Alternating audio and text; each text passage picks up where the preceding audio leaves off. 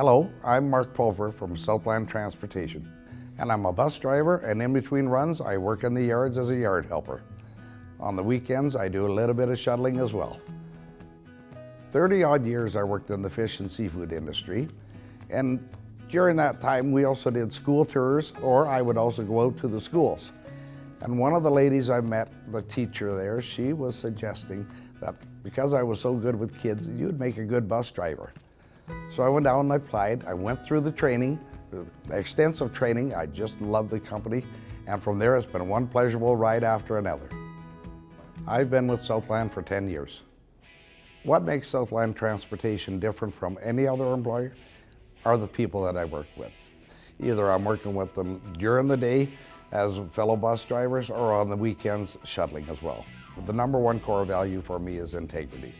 Our safety would be included, but without integrity, you don't have any trust.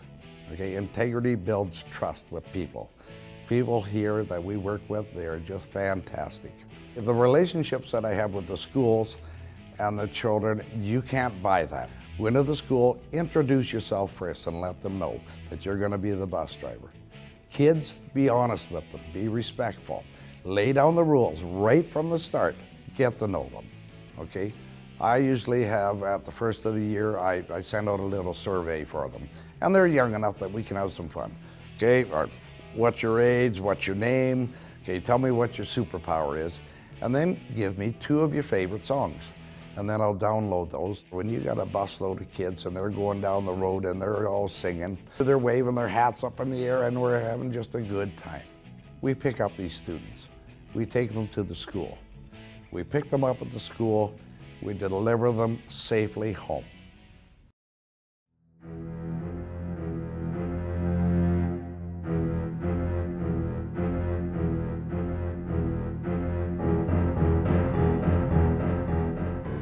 We were coming up decorating buses, and one of the fellows, when we were out at the pagan yard, he had a lot of costumes.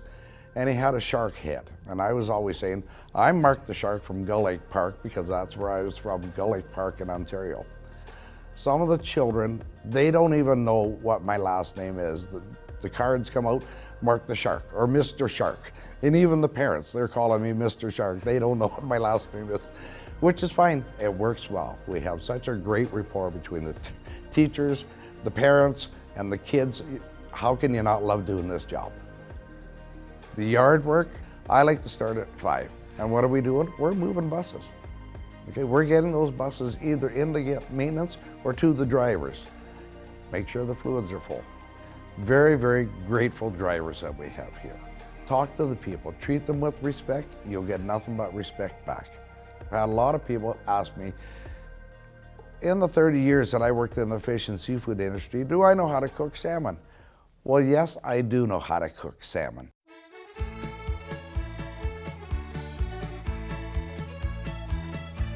Hello and welcome to Captain Mark's Fish Ranch. Today we're going to be cooking salmon. Absolutely gorgeous looking fillets. All right, today I'm going to give you 2 of the most easiest recipes that you can do to cook this salmon. They're going to be so easy that even your offspring can cook it and have it ready for you in 30 minutes. One will be a brown sugar, and we'll have a little bit of olive oil with that. And the other one will be, the simplest one will be with Italian salad dressing. We're going to cut this fillet into manageable portions, probably 6 to 8 ounces, and then we're going to cook them. We're going to bake them today.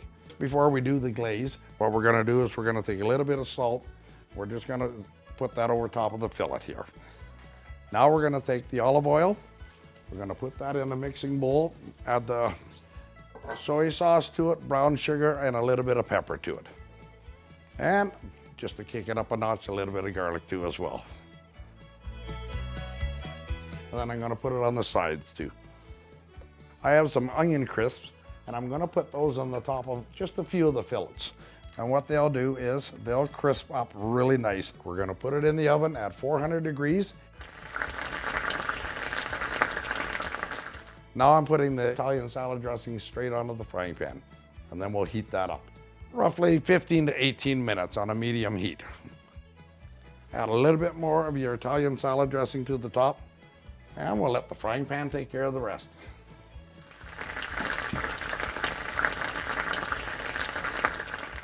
Woohoo. There we go there. From Captain Mark's Fish Ranch, bon appetit. If I had unlimited time, I could talk about Mark all day, but there are two important things about Mark I want to share. First is the way he lights up a space.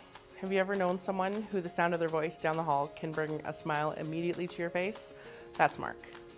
Doesn't matter what I'm doing or where I am, but I see him or hear him and I instantly feel happier and brighter, and a smile splits across my face. Pure joy. The second important thing about Mark is his care and attention to others. He goes above and beyond to celebrate others' achievements or milestones whenever he can. When our Heidi won the local school bus rodeo, Mark went into the yard super early and decorated all inside her bus and all around her stall, spray painted a number 1 on her stall, and hung signs up all inside the office. On my birthday, he filled my entire office with balloons and streamers and signs all over the place. He is amazing, and I cannot be happier about his success in being the R.B. Colborne Award of Excellence recipient.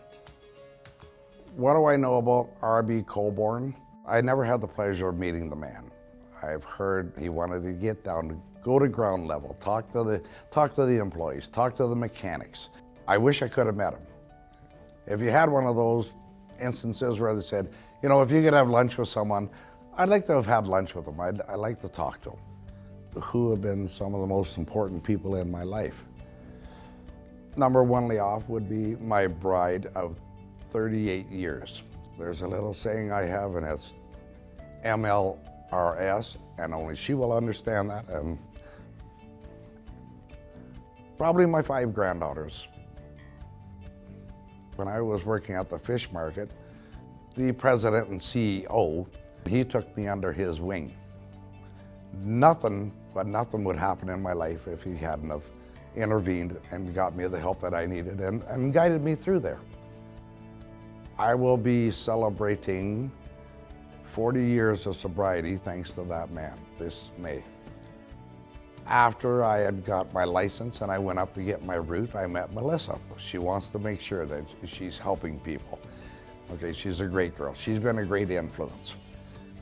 Dina, okay, Dina's always there with a smile.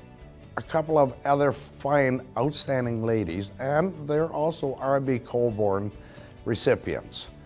Sue Van Stenoven and Lisa Carrier. What can I say about Lisa? She's so helpful.